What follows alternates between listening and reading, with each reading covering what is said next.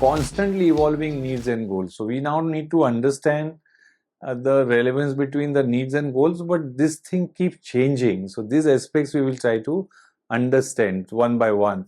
Needs and goals are keep changing in response to an individual's linkage. So this is the first statement. One need to understand I am linked. My life is not all alone. Yani my life is for myself. So my life state that I am in, physical state I am in. So I am young, energetic, I am mid-age, I am retiree, etc. What is it? And interactions, the level of interactions that I have. If I am an introvert, very, very closely here, group-oriented guy, vis-a-vis I am open-minded, I have very wide network of people. Wherever I go, I, create relationship, etc. So that's a level of interaction. Environmental and experience, the environment in which I am. So we all facing a pandemic. So you know that how we have constrained ourselves. What are the experience that drive our now future decision? That is going to be dependent on what we faced during recent pandemic, etc. So these are all things which drives me towards. That is my linkage. It is all with me. So human being continues to driven by what his need, and as he's never been able to come out of it, thus goals keeps changing. So that's a very powerful statement out here. We are driven by our needs, but our needs are never fulfilled, and we never come out of it, and therefore the goal keeps changing. Accommodation is a primary need. Even the guy in the hutment, the need is an accommodation, but the guy who's into say a government job will desire to at least have a one chawl.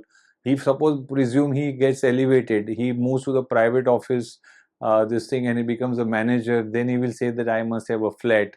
Then if he elevates himself, he reaches to a senior leadership, this thing, he may say I must have a duplex or I must have a bungalow, etc. So accommodation, this thing being there, but the goalpost kept changing depending on the linkage that I have with myself, my state of life. Okay, so this is one aspect. Needs are never fully satisfied, whether it is biological needs or psychological needs, etc. They are never fully satisfied. They may give you temporary satisfaction, but they come back again. So that's what you may eat food in the night, but next day morning you need a breakfast, otherwise you will feel hungry. So they are not fully satisfied. New needs emerge as old get satisfied. So that is also a changing color of the need. So I gave the previous example. The guy sitting on a footpath looking at the chal every time feels that I must have one room here. Suppose by God grace he got one room here. After spending few hours, then he will start saying that I must have a flat, this common toilet, all these noises around, I must have my own flat. And then he suppose reaches to that level and he progresses further. He might say I must have a bungalow. Then he will say I must have a multiple property. So needs emerge once the old need satisfy. Okay. Success and failure influence the goal. Success and the failure. So that is again to going with the linkage of level of aspiration. So earlier was a linkage with myself and my physical state, my interactions, etc. and environment. Here it is linkage with the level of aspirations, my goals, my subsidiary goals, etc. Defense mechanism. How do I protect my interests? So that your successful or your failure on any of this front will realign your need and the goal, etc. Multiplicity of need. We at any point of time have a multiple needs. Okay, I am hungry. I want to eat something good, but I am also currently undergoing a diet plan.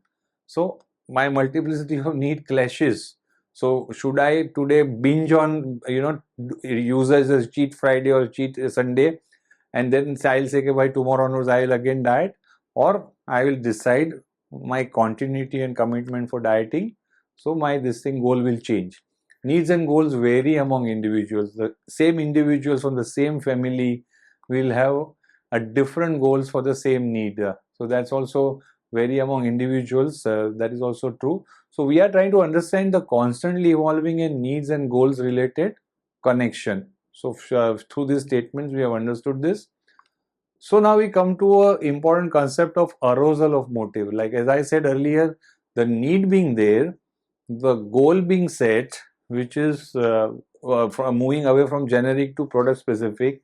You have to now arise this guy. You have to create an arousal. Arousal of motive will make him get into action, for which you have to have a stimuli, which is either you allow his internal stimuli to give a response to his goal, or you provide an external stimuli for him to get charged, so that he decides to get into action, for which the tension gets built up.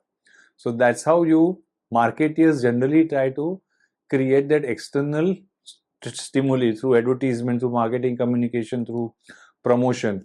External environment, yes, continues to play its own role at its own pace. That's one disadvantage, at its own pace on any one of this. So arousal of motive has a connotation, or rather the reference to three aspects: cognitive arousal, physiological arousal, and emotional arousal. So cognitive is through knowledge and information led.